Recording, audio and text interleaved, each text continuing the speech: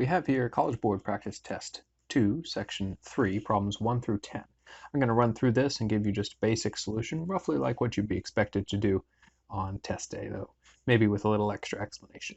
So number 1, if 5x plus 6 is equal to 10, what is the value of 10x plus 3? Well, one way you could do this is you could solve for x, and then once you found the value of x, you could just plug that in here and then figure out what that was equal to. Probably the fastest way to do this, though, is to notice that 5x is actually half of 10x. So instead of solving for x in the first equation, I'm just going to solve for 5x in the first equation. So 5x plus 6 is equal to 10. Just subtract 6 from both sides. 5x is equal to 4. Okay, so now I have 5x. 5x is half of 10x, so 10x plus 3 is just equal to 8, twice the 4, plus 3, which is 11. And that's answer choice C. Problem 2. We're given a system of linear equations, and we basically just need to solve it to find the pair xy that satisfies the system. So we could do this by substitution or elimination. Usually elimination is a little bit faster, so let's go for that, especially since I see that I have a negative 2 here and a positive y there, negative 2y, positive y there. So I'm probably going to be able to cancel pretty easily just by multiplying both sides of the first equation by 2. That's going to give me 2x plus 2y is equal to 0, because 0 times 2 is still 0. And then 3x minus 2y, just copying the second equation, equals 10. I can add these two equations. This gives me 5x. These guys cancel out just like they should, is equal to 10. So 5x is equal to 10, and x is equal to 2. Now, looking through these answer choices, I can eliminate D, C, and A, and B is going to be the correct answer. If you were worried about it and wanted to just confirm that B is definitely right, you could take this x equals 2, go ahead and plug it into the first equation here. Let's see, 2 plus y is equal to 0, y is equal to negative 2. That's exactly what we have in answer choice B. So both of them work for B, and B is indeed the correct answer. Problem 3. A landscaping company estimates the price of a job in dollars using this expression, 60 plus 12 and H. Okay, so the price of the job, P, is 60 plus 12 and H. And we're told that N is the number of landscapers who will be working, and H is the total number of hours the job will take using those N landscapers. Okay, so we got N landscapers, and they're going to be working simultaneously for a total of H hours on this one job until the job is complete. Okay, so which of the following is the best interpretation of the number 12 in the expression? Well, let me just sort of start at the bottom here and eliminate any answer choices that are clearly wrong. So answer choice D, for instance, each landscaper works 12 hours a day. Well, that's just not true. Right? We have H hours. Maybe they work for 5 hours. Maybe they work for 2 hours. It depends on what H is. The landscaper isn't somehow tied down to just 12 hours a day. Answer choice C. The price of every job increases by $12 every hour. Well, this would be true if N was equal to 1. Maybe that would be true, right? Because then it would be 12 times H, however many hours, it would be $12 per hour. But what if N is equal to 2? Then it would be $24 every hour for the job. The price of the job would increase $24 every hour. Or if N was equal to 3, it would be $36 increase each hour. So C is also not correct. B says a minimum of 12 landscapers will work on each job. And again, that's just off, right? Maybe N could be 3, N could be 2. It's not in any way constrained by the fact that it gets multiplied by 12. So it looks like A is going to be the right answer. Indeed, A is the right answer. The company charges $12 per hour for each landscaper. And that's exactly right, because what you have here is you have the flat fee of 60, and then you're adding 12 multiplied by NH, and N times H, that's sort of the total number of sort of man hours, the total number of work hours that get put into the landscaping job, the number of people working multiplied by the number of hours that they work together. So it's $12 for each landscaper in total. Problem 4. Which of the following is equivalent to the expression shown above? So we have this kind of fancy expression here, and then we have a couple options in terms of which of these is actually equal to the expression shown above. And the simplest way to tackle this, if you find this whole expression sort of confusing and it's like, oh, all this stuff, then you just go ahead and expand out each of these answers and see which of them end up equaling the expression on top. All right, so let's expand out the first one. We have 3a squared plus 2b squared, and then it gets multiplied by itself, it's squared, so 3a squared plus 2b squared again. And we can just distribute this out pretty easily. We have 3a squared times 3a squared, that gives us 9a to the fourth. 3a squared times 2b squared, that's going to give us 6a squared b squared. And then 2b squared times 3a squared, again, that's 6a squared b squared. And finally, 2b squared times 2b squared, it's going to be plus 4b to the fourth. All right, so it's turning out that this is actually looking pretty good here. These guys are matching up, and when we combine these two, because they're both a squared b squared terms, so we can add those sixes, we get 9a to the fourth plus 12a squared b squared plus 4b to the fourth. This is indeed this exact expression, so A is the correct answer choice.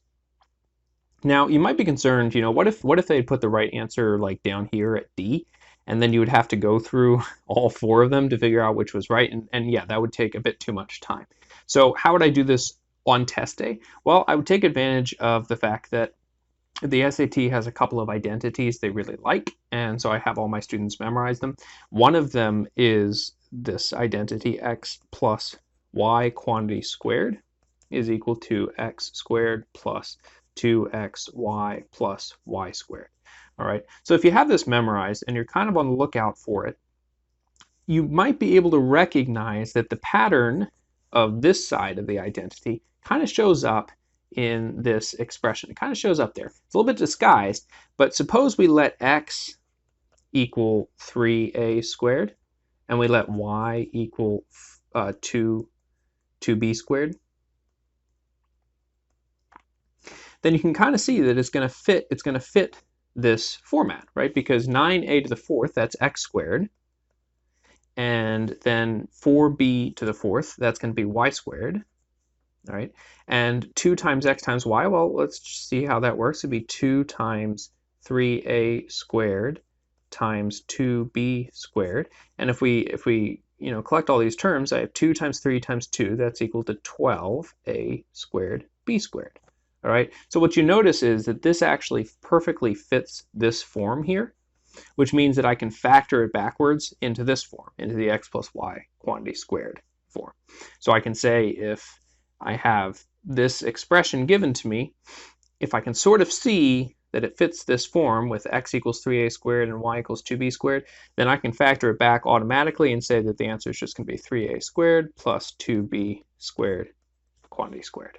All right, so you want to start trying to understand this a bit, and you can take a look at our practice problems if you'd like. They can sort of help you drill on this and a couple of other identities that the College Board really likes to use. But if this doesn't make any sense to you, if this is just awful, then you'll have to stick with this first technique for now. Problem 5. We're given this equation here, and then we're told k is greater than 0 and x is equal to 7, and we need to find the value of k. So initially this looked a little bit intimidating because we had both k's and x's running around, but then we're just told that x is equal to 7. So let me go ahead and plug that in. I'm going to have the square root of 2k squared plus 17 minus x is equal to 7, so minus 7 is equal to 0. Now I just have to solve for k, and that's pretty straightforward. I move the 7 over to the right, so I have 7 is equal to the square root of 2k squared plus 17. I'm going to square both sides because I got to get this out from underneath the square root. That gives me 49 on the right, and then 2k squared plus 17 on the left. Subtract 17 from both sides. 49 minus 17 is 32. Divide by 2, and we get k squared is equal to 16. Take the square root. K is equal to plus or minus 4. All right, and now we're told that k is greater than 0, so we can eliminate the minus. That's just not right, and the correct answer is choice C. Problem 6. All right, we have two parallel lines here, line L and line K. And what that means is that their slopes are the same. Our goal is to try to find P here. So what we ought to do is first find what this shared slope is, and then that'll help us analyze line K in order to find the value of P. So first off, we need to find the slope of line L, because we have the 2 points on line L. It'd be easy to do. You could just use the slope formula, so you could do y2 minus y1 over x2 minus x1, and just sort of plug in the relevant variables. I think it's a little bit faster though in this case just to do rise over run on this, because it's pretty obvious that you go up by 2 here and you go over by 5. So the slope on line L is going to be 2/5. That means the slope on line K, of course, is also 2/5. And then I think the fastest way to do it is just to write out the equation for line K at this point. We know what the slope is, so it's going to be y equals 2/5 x, and then the y-intercept is right there. So the y-intercept is -4, so -4. All right. And then in order to find the value of P, we just need to plug in y equals 0 and find the corresponding x. All right. So we can say 0 equals 2/5 of P minus 4. I add 4 to both sides. I get 4 is equal to 2/5 of P. I multiply both sides by 5/2 in order to cancel out the 5/2 on the right. And that leaves me with P is equal to, well, 4 times 5 over 2. There'd be cancellation there. 2 times 5 is equal to 10. All right. So the correct answer is answer choice D. Now, if you don't like doing algebra at all, so if you didn't like this process, you could also just do it graphically, just by starting at this point here and then going up 2 and over 5 and then up 2 and over 5 again. And that'll get you, well, you have a 5 and a 5, so it's going to get you the same thing, P equals 10. So if you're pretty fast with the visual stuff, that could even be better for you. For me, I like the algebra, so this is how I did it. Problem 7. All right, we're given this kind of curious equation here. We got x to the power of a squared divided by x to the power of b squared equals x to the power of 16. We're told that x is greater than 1 and that a plus b is equal to 2, and we have to find the value of a minus b.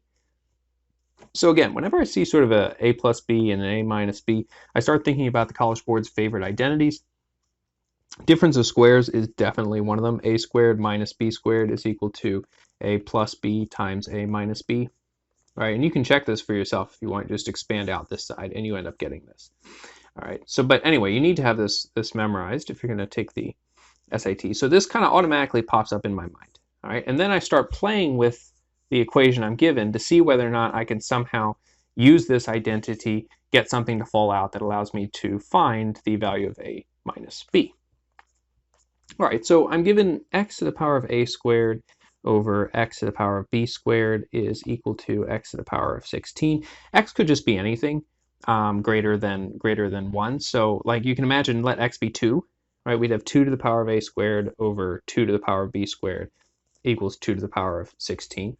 And then this has a common base. So if you remember your exponent rules, that means that the left-hand side can be rewritten as 2 to the power of a squared minus b squared equals 2 to the power of 16. And then it's fairly clear that a squared minus b squared had better equal 16 if this equation is true. So what we can get here is a squared minus b squared equals 16. We remember our identity up here, and that just gives us a plus b times a minus b is equal to 16. And then from there, we know that a plus b is equal to 2. So it's going to be 2 times a minus b is equal to 16. Obviously, a minus b has to be equal to 8. Problem 8. The measure a in degrees of an exterior angle of a regular polygon is related to the number of sides n of the polygon by the formula above. All right. So we have n sides times a degrees is always equal to 360. Now, if the measure of an exterior angle of a regular polygon is greater than 50 degrees, what's the greatest number of sides it can have? Or in other words, if A is definitely bigger than 50, how big can we make n? Right? What's the biggest possible value for n? Well, the first thing to notice is that there's kind of a competing relationship between between A and N for size here. All right, when N gets bigger, it forces A to get smaller. And when A gets bigger, it forces N to get smaller. And you could figure that out just by, experimenting with a couple of numbers if it's not obvious to you. But the two of these multiply to equal 360. So if one of them is bigger, it's going to force the other one to be smaller, and vice versa. So if we're trying to find the biggest possible thing we can find for N, what we want to do is we want to put in the smallest possible value we can for A. All right, so N times, well, the smallest thing that A can be is 50, so N times 50 is equal to 360. And then we just solve for N. So N is going to be equal to 360 divided by 50. Cancel out those zeros. We have 5 into 36 here. That's going to be 7, and then 35. Bring down the 1, put in a decimal, bring down the 0, and then it's going to be 7.2. Okay, so N equals 7.2. This has got to be the upper cap, the max value for N. And we're trying to find that max value, but of course we do have to remember that we're dealing with a number of sides, so that has to be an integer. So we have to get the biggest integer that is underneath this max value, and of course that's going to be 7. So 7 is the correct answer here. If we were to plug in something like 8, that wouldn't work out, because 8 would be too big. It would force this number 50, would force it down. You can solve for yourself. It turns out to be 45, so it wouldn't be acceptable, wouldn't be greater than 50. So 8's wrong. And if you plug in something like 6 or 5, sure, it'll work. It'll be greater than 50, but remember, we're looking for the biggest possible value of N that works. So that biggest possible value is going to be 7. Problem 9. The graph of a line in the xy plane has slope 2 and contains the point 1, 8. The graph of a second line passes through the points 1, 2, and 2, 1. And basically, we have to find where they intersect. We need to find the coordinates of the intersection. And then we'll be able to add those two together to get the answer. So the first order of business is to draw these two lines, or at least sketch them real quick in the xy plane. The first line has a slope of 2 and passes through the point 1, 8. So let's just plot a sketch of that. If it passes through 1, 8 and has a positive upward slope of 2, that means if I go backwards by 1 to get back to the y-axis, then I'm going to go down by 2. So if I go backwards by 1, I'm going to go down from 8 by 2, and I'm going to go through at 6. All right, so that's my sketch of what it looks like. And then for the other guy, it goes through the points 1, 2, and 2, 1. So 1, 2 right there, and 2, 1 right there. And again, we want to kind of estimate the slope and the y-intercept for this guy. So the slope is going to be -1, because you go, as you go forward by 1, you go down by 1. Right? So down 1, forward 1. So the rise over run, it's really kind of a fall over run, so that's why it's a negative slope. So it's going to be -1 slope. And for the y-intercept, well, since it's, you go down, when you go forward 1, you go down 1. That means when you go backwards 1 to get to the y-axis, you go up by 1, right? So we go from this y-coordinate of 2 up to the y-coordinate of 3. So that's where the intercept is. Well, now that I've graphed these guys, it's pretty easy to write their equations. For this guy, it's just going to be y equals 2x plus the intercept 6.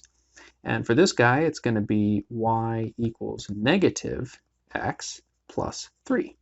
To find the intersection, to find this point right here, we just have to set these two equations equal to each other. 2x plus 6 equals -x plus 3. All right, I add x to both sides. That gives me 3x plus 6 equals 3. Subtract 6 from both sides. 3x equals -3, so x is equal to -1. And then if we want to find y, we just plug it into, let's say, this equation here. We get y is equal to, well, -1. That'll be +1 plus 3. So the y-coordinate is going to be 4. All right, so we're going to have here -1, 4. And if we want to add these two together to get the answer, a plus b, it's going to be -1 plus 4 gives me 3. Answer choice B.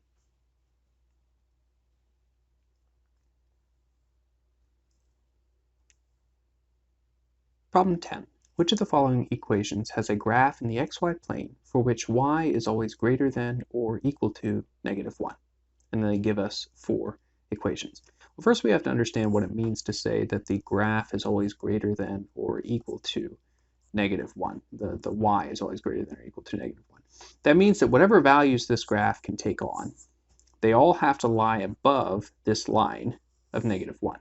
Or in other words, whatever I plug in for x, like if I make x 5 or if I make x -7 or whatever it is, the y output on each of these equations, well, on the correct answer, the y output needs to be bigger than -1.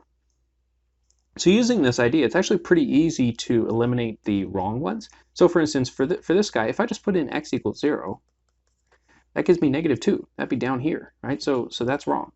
And if I put in x equals 0 on the second one, well, it gives me -2 again, so that's wrong as well.